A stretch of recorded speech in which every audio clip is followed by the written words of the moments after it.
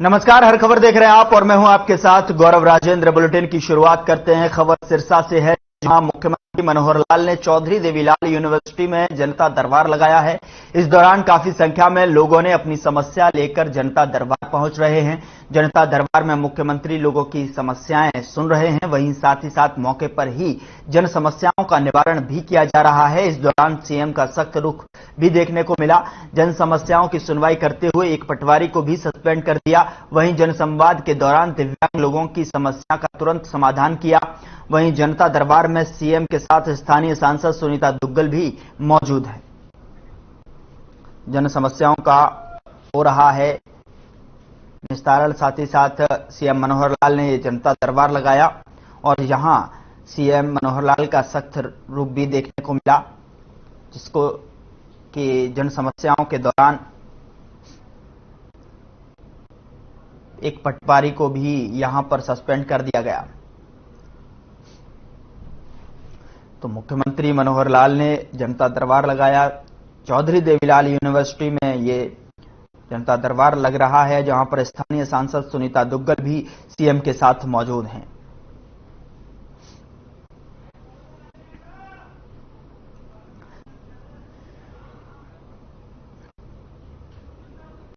Chaudhary Devilal university में सुन रहे हैं लोगों की समस्याएं। यहां पर स्थानीय सांसद सुनीता दुग्गल भी सीएम के साथ मौजूद हैं।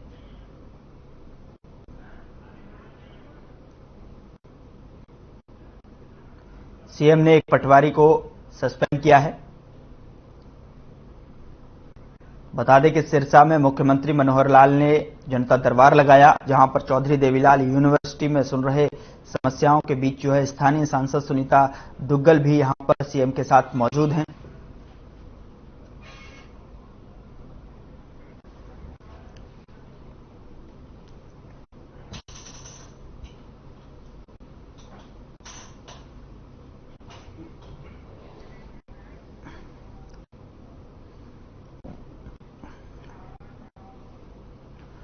उधर हरियाणा के कैबिनेट मंत्री मूलचंद शर्मा ने बल्लभगढ़ के एम्स अस्पताल में बच्चों को पल्स पोलियो ड्रॉप पिलाकर अभियान का शुभारंभ किया। इस दौरान उन्होंने कहा कि भारत पोलियो मुक्त है, लेकिन भविष्य में यह बीमारी फिर से देश में न आए, उसके लिए अभियान जरूरी है। उन्होंने सभी लोगों से अपील करते हुए कहा कि वे 5 साल तक आयु के सभी बच्चों को यह दवा पल्स पोलियो खुराक और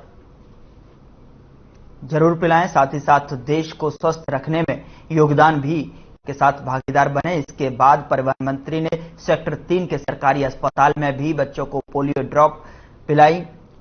आपको बता दें कि परिवहन मंत्री मूलचंद शर्मा ने FRUT सेक्टर 3 को हरियाणा भर के अस्पतालों में बेहतर कार्यप्रणाली में पहला स्थान मिलने पर सभी स्टाफ को बधाई दी।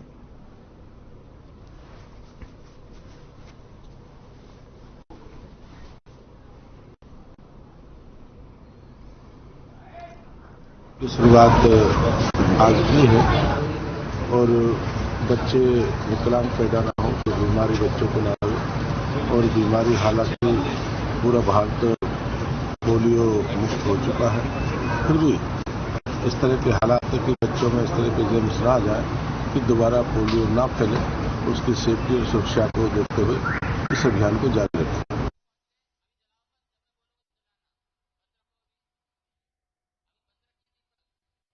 मूलचंद शर्मा ने पोलियो पल्स ड्रॉप जो है पिलाकर यहां शुरुआत की। साथ ही साथ बच्चों को पोलियो की ड्रॉप्स भी पिलाई। तस्वीरों में आप देख सकते हैं परिवहन मंत्री मूलचंद शर्मा ने रिबन काटकर और साथ ही साथ पोलियो अभियान की शुरुआत की और साथ ही कहा कि भारत अभी पोलियो मुक्त है, लेकिन भविष्य में इस बीमारी का प्रकोप ना हो, उसके लिए जरूरी है कि 5 साल तक की आयु के बच्चों को पल्स पोलियो पिलाई जाए। मंत्री मूलचंद शर्मा ने शुभारंभ किया। बच्चों को पोलियो ड्रॉप्स पिलाई गई।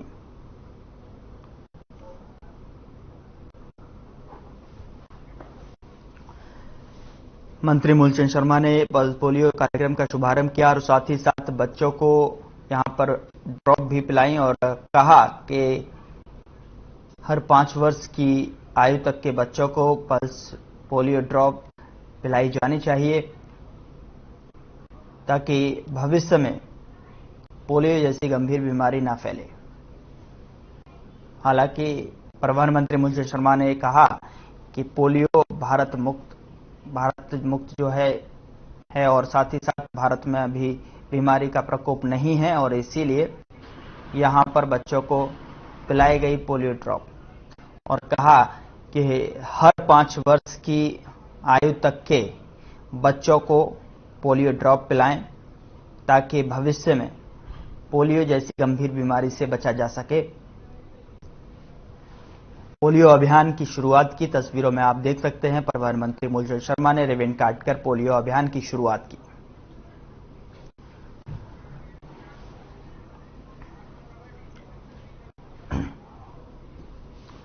उधर पंचकुला में सिविल अस्पताल सेक्टर 6 में आयोजित प्रधानमंत्री टीबी मुक्त भारत अभियान का शनिवार को राज्यपाल बंडारू दत्तात्रेय ने उद्घाटन किया। इस मौके पर उन्होंने प्रदेश के 22 जिलों में वर्चुअल शुभारंभ किया। उन्होंने कहा कि टीबी के मरीजों के उत्तम स्वास्थ्य के लिए दवाई और पोषक खुराक के साथ साथ स्नेह देने की आवश्यकता है।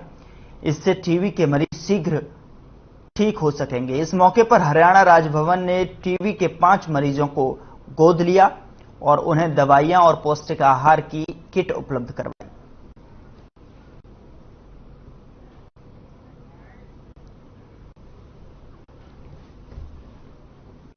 यशस्वी प्रधानमंत्री नरेंद्र मोदी जी का जन्मदिवस पर हार्दिक बधाई देना चाहता हूं, शुभकामनाएं देना चाहता हूं और उनको भगवान अच्छे स्वास्थ्य दे और शक्ति दे और इस समाज कल्याण के लिए जो निश्चित रूप से जो काम कर रहे उसके लिए और उनको शक्ति देना, ऐसा मैं भगवान से प्रार्थना करता हूं। और आज टीबी मुक्त भारत का जो अभियान है, इसमें विशेष करके जो निक्षय मित्र का जो स्कीम है, इसको आज हमने लॉन्चिंग किया है।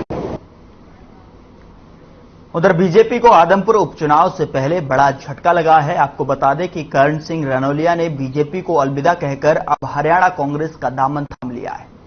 करण सिंह रनौलिया ने राज्यसभा सांसद दीपेंद्र सिंह हुड्डा और कांग्रेस प्रदेश अध्यक्ष उदयभान सिंह की मौजूदगी में कांग्रेस की सदस्यता ली। आपको बता दें कि करण सिंह रनौलिया हरियाणा माटी कला बोर्ड के चेयरमैन भी रह चुके हैं। करण सिंह रनौलिया ने साल 2014 में बीजेपी के टिकट पर कुलदीप बिश्नोई के खिलाफ चुनाव भी लड़ा था और वो कुलदीप बिश्नोई के बीजेपी ज्वाइन करने के बाद पार्टी से नाराज चल रहे थे। आपको बता दें कि प्रदेश अध्यक्ष उदयभान ने कहा कि बार बार दल बदलने से कुलदीप बिश्नोई की क्रेडिबिलिटी खत्म हो गई है।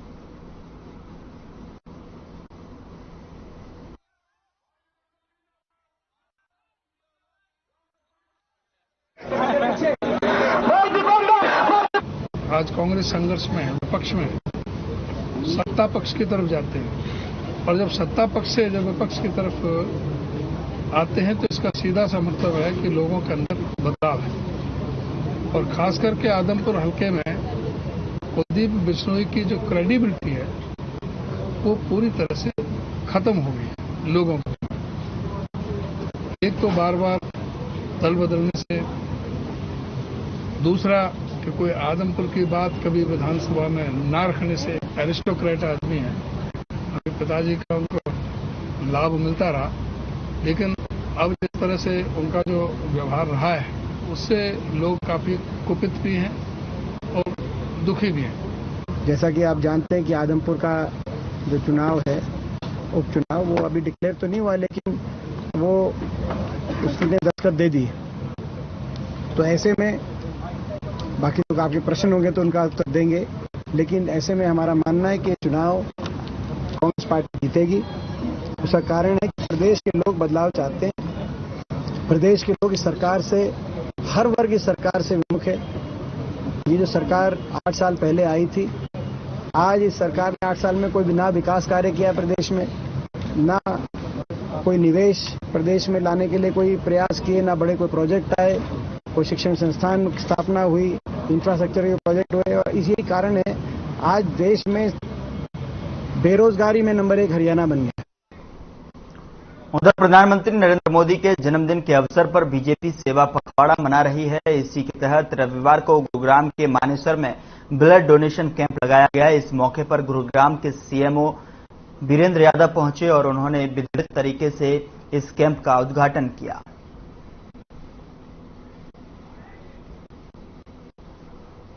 हमारा आज का जो लक्ष्य है 150 यूनिट्स के प्लस में हम यूनिट कलेक्शन करके आज हम अपने जो है संस्था को दे देंगे। पूरे प्रदेश में आज प्रधानमंत्री जी के जन्मदिन के अवसर पर रक्तदान का कैंपों का आयोजन किया जा रहा है। आज हमारे दूसरा दिन है, हमने 8 ब्लड डोनेशन कैंप लगाए। 3,1100 यूनिट का हमारा टारगेट है, 11 ही ब्लड डोनेशन है। बिल्कुल माननीय मोदी जी के आह्वान पर जैसा हम एक पखवाड़ा मना रहे हैं, ना कि उनके जन्मदिन से, बल्कि हम ये 2 तारीख तक कंटिन्यू करेंगे। प्रतिदिन हम ब्लड कैंप लगा रहे हैं। कल माननीय मुख्यमंत्री जी ने, जैसा आपको मालूम है, कि सेक्टर 7 न्यू कॉलोनी में उद्घाटन किया था।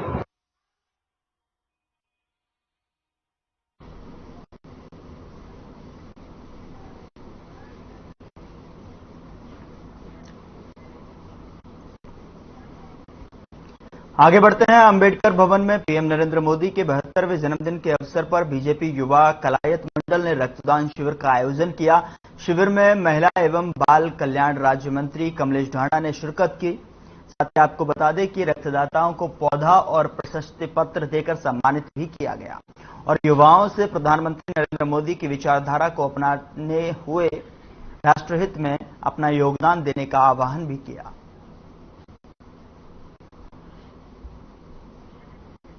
रक्तदाता शिविर का आयोजन किया गया, जहां पर रक्तदाताओं को सम्मानित भी किया गया। तो आपको बता दें कि बड़ी संख्या में लोगों ने यहां शिरकत की। साथ ही साथ रक्तदान करने वाले लोगों को सम्मान भी किया गया और उनको पौधा देकर और प्रशस्ति पत्र दिया गया।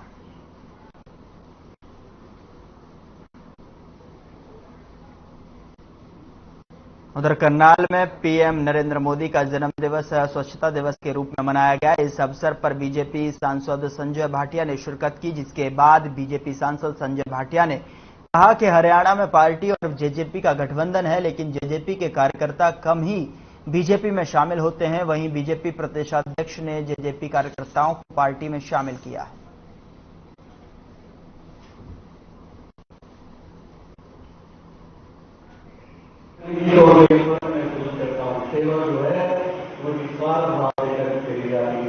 अगर किसी ने टॉर्चर किया है उसकी कड़ी उसको सजा मिलेगी। अगर किसी को टॉर्चर किया और मौत हुई है, उसके कारणों को ढूंढकर जो दोषी है उसको पनिशमेंट। निरंतरता बनाए हुए हम माननीय प्रधानमंत्री को उनके जन्म दिवस की हार्दिक शुभकामनाएं अर्पित करते हैं। ये 3 बातें जिस व्यक्ति के अंदर है उसको हम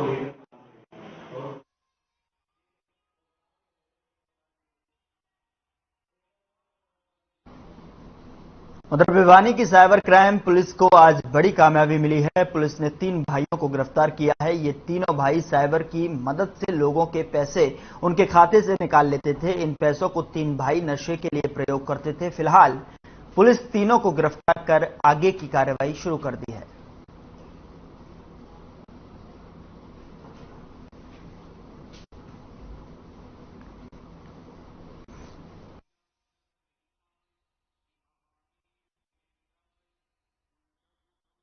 दिनांक 24/5/21 को थाना तुसाम में दीपक वासी खरगड़ी माखवान की 99,000 रुपये फ्रॉड होने वाली एक दरखास्त प्राप्त हुई थी। मुद्दई ने बताया कि 49,500 रुपये करके 2 बार मेरे QR कोड के माध्यम से किसी ने धोखाधड़ी करके निकाल ली है, जिसकी प्राथमिक अनुसंधान थाना तुसाम द्वारा अमल में लाया गया। उसके बाद एक जुनाइल है, जो कि तीनों ही सगे भाई हैं, जो अपने नशा आदि का शौक पूरा करने के लिए ऐसा फर्जीवाड़ा जी 16 तारीख को बेरी सज्जर से गिरफ्तार किया गया।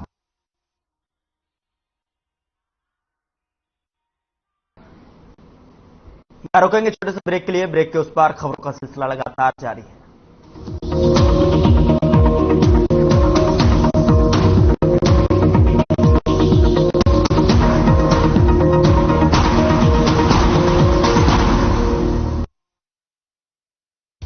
मंत्रा आयुर्वेदिक फेस वॉश। इसमें है क्यूकम्बर के प्योर एक्सट्रैक्ट्स जो नेचुरली चेहरे को मॉइस्चराइज रखे। ये कोई कॉस्मेटिक नहीं, आयुर्वेदिक औषधि है। हल्ला बोल भारत जोड़ो रैली जो की जा रही है और कन्याकुमारी से जिसका आगाज हुआ है, हरियाणा में प्रवेश करने वाली है। 10-12 दिन वो यहाँ रहेंगे। एक भारत जोड़ो यात्रा का अभियान श्री राहुल गांधी जी ने शुरू किया है, लेकिन उसके पीछे की मंशा क्या है? जब तक कांग्रेस पार्टी उनके ऊपर विचार नहीं करती, तब तक पार्टी का उभरना बहुत मुश्किल है। लेकिन भूपेंद्र सिंह हुड्डा मौजूदा सरकार को, मनोहर लाल मुख्यमंत्री को, चाहे वो गृह मंत्री अनिल विज हो, कैबिनेट के सभी मंत्रियों पर यह आरोप लगाते हैं कि बेरोजगारी दर बढ़ रहा है। मैं समझता हूं कि पिछले 1-7 साल के अंदर हमारी सरकार ने लगभग 1 लाख नौकरियां, पक्की नौकरियां, जो डीसी रेट के या दूसरे रेट हैं उनकी नौकरियों की मैं बात नहीं कर रहा, ऐसे युवाओं को नौकरियां दी। विधानसभा अध्यक्ष ज्ञानचंद गुप्ता एक्सक्लूसिव, शनिवार रात 8:30 बजे और रविवार दोपहर 3:30 बजे। देखिए सिर्फ हर खबर पर। पंजाब है जसप्रीत का ठिकाना, मुंबई है आदर्श का आशियाना, केरल का गोविंद निवासी, कोलकाता में जन्म है काशी। हर हिंदुस्तानी की शान ARB बियरिंग जोड़े सारा हिंदुस्तान। अगर आप पत्रकारिता के क्षेत्र में करियर बनाना चाहते हैं तो हम सिखाएंगे आपको इलेक्ट्रॉनिक मीडिया के हर गुण। जल्दी करें, साधना एकेडमी फॉर मीडिया स्टडीज में एडमिशन शुरू हो चुके हैं। सिर्फ कुछ ही सीटें बची हैं, तो देर बिल्कुल न कीजिए। हमारा कॉन्टैक्ट नंबर है 9999131700, 9999131800, या फिर आप हमारी वेबसाइट www.sadhnamedia.com पर विजिट कर सकते हैं। आप हमें noida.sams@gmail.com पर ईमेल भी कर सकते हैं। 100% जॉब प्लेसमेंट की गारंटी। आज ही संपर्क करें। रंगों का उमंगों का जज्बा कहाँ रुकता है, मन साफ है तेरा अंदर तो बाहर दिखता है। जो अच्छा हो, जो सच्चा हो, वही तो दिखता है। हम निरमा एडवांस हैं, मन की तरह कपड़े भी साफ रखते हैं। निरमा एडवांस। पंजाब है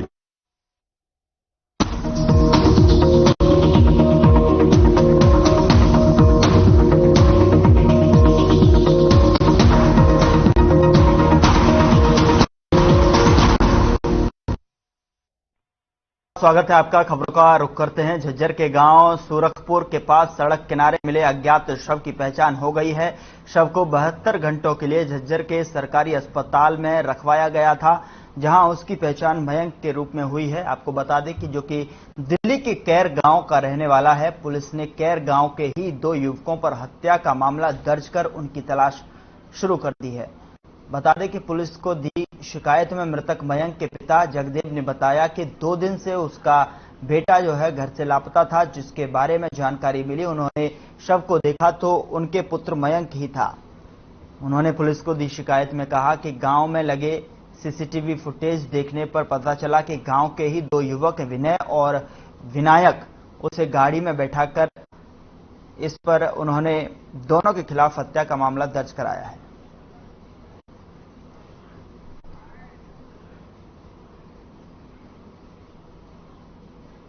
तो घूम रही थी, मारे को शौक हो गया। फिर हमने वीडियो को उसमें देखे, उसमें क्लियर हो गया कि इसलिए कार मिली उठा के ले गई। गांव के ही है मारने वाले? गांव के ही है। कोई रंजिश वगैरह? वो मतलब है नहीं, कोई रूट बैठ भी नहीं इनके पास से भी। अच्छा, घर से ही ले गए थे? नहीं जी, मुझे वहाँ गया था प्लस्तर पर डिपो गाँव में, 100 किलोमीटर आगे। मामला ये था जी, 16 का नाम पता, नाम लाश अब जो झज्जर 7973 इसके समीप गड्ढों में मिली थी, जो इसकी कल शिनाख्त हुई। अच्छा, ये कैर गांव है जी, मुजफ्फरपुर से वहाँ का है, नाम इसका मयंक है। नॉर्मल हो जाती क्योंकि मैं भी फोन कर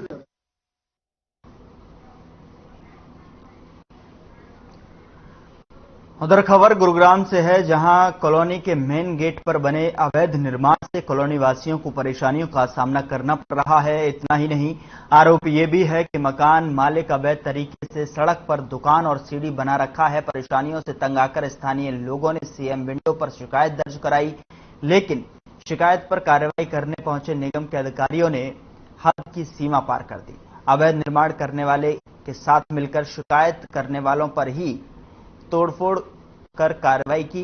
निगम अधिकारियों के इस कार्यशैली से मिलीभगत की बू आ रही है। दरअसल ये कोई पहला मामला नहीं है, इस तरह के तमाम मामले निगम की फाइलों में बंद हैं।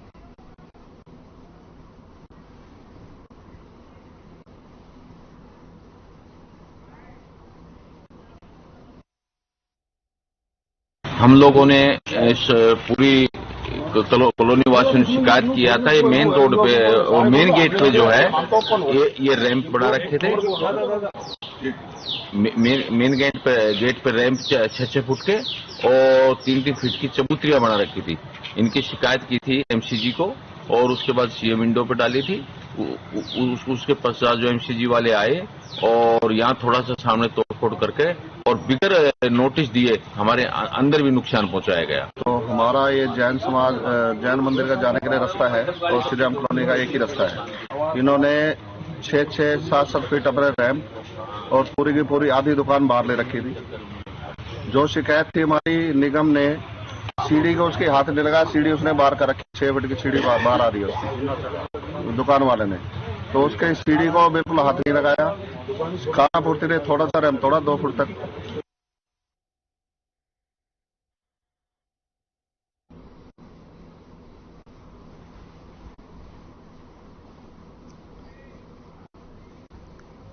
उधर हिसार जिले के थाना उकालना क्षेत्र में एक किसान की फसल को खनन माफियाओं ने नष्ट कर दिया। वहीं किसान ने इसकी शिकायत पुलिस से की। आपको बता दें कि इसके बावजूद भी पुलिस ने कोई कार्रवाई नहीं की, जिससे कि किसान काफी परेशान है।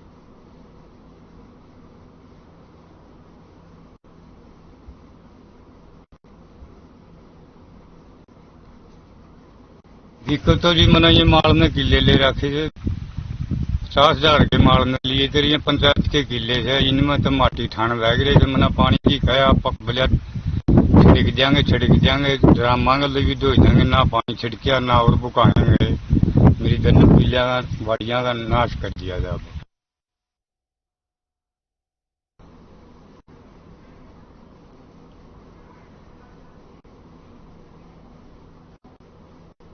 उधर हरियाणा के कुरुक्षेत्र जिले के गांव खानपुर कोलिया के पास देर रात एक दर्दनाक हादसा हो गया, जहां एक ट्रक ने ट्रैक्टर ट्रॉली को पीछे से टक्कर मार दी। इस हादसे में 4 लोगों की मौत हो गई, जबकि 10 लोग घायल हो गए हैं। इस हादसे की सूचना मिलते ही पुलिस की टीम मौके पर पहुंची और शव को पोस्टमार्टम के लिए भेज दिया है। आपको बता दें कि गांव भैंसी माजरा और गांव सोलू माजरा के करीब 25 लोग ट्रैक्टर ट्रॉली में सवार होकर एक धार्मिक कार्यक्रम में भाग लेने जा रहे थे, तभी ये हादसा हुआ।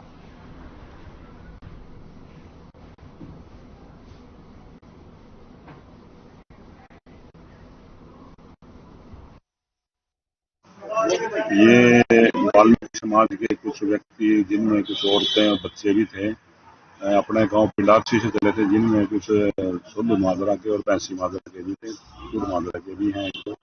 तो ये वाल्मीकि भगवान वाल्मीकि के उसमें सत्संग में हबाना गांव पड़ता है शाहबाद के पास, उसमें जा रहे थे ट्रैक्टर ट्राली में, महिंद्रा ट्रैक्टर था। तो ये रास्ते में खानपुर कोलिया के पास पहुंच के किसी व्यक्ति से ट्रैक्टर खड़ा करके रोड पे और पूछने लगे भाई यहाँ से कितनी दूर पड़ता है गांव हबाना।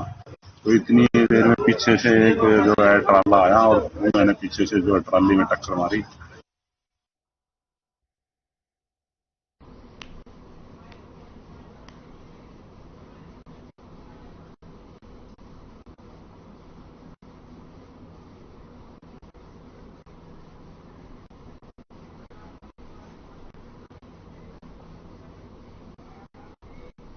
उधर कैथल के जवाहर पार्क में रविवार को गेस्ट टीचरों ने धरना प्रदर्शन किया। दरअसल ये प्रदर्शन ट्रांसफर पॉलिसी के विरोध और नियमित करने के मांग को लेकर किया गया, जहां टीचरों ने प्रदर्शन करते हुए राज्य मंत्री कमलेश ढाणा के निवास स्थान पर पहुंचे और सरकार के नाम ज्ञापन सौंपा।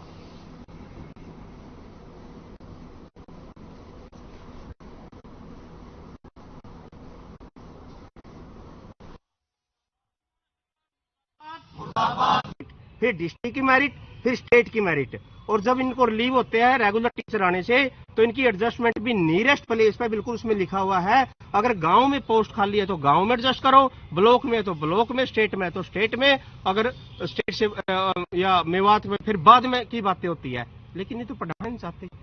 तो सबको सारा सिस्टम सारा गलत किया हुआ है।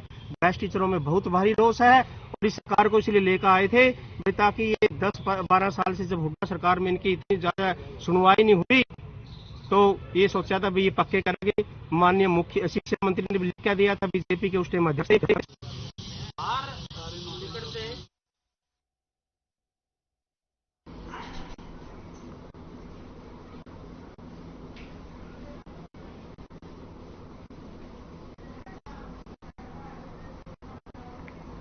फिलहाल बुलेटिन में इतना ही। आप देखते रहिए हर खबर।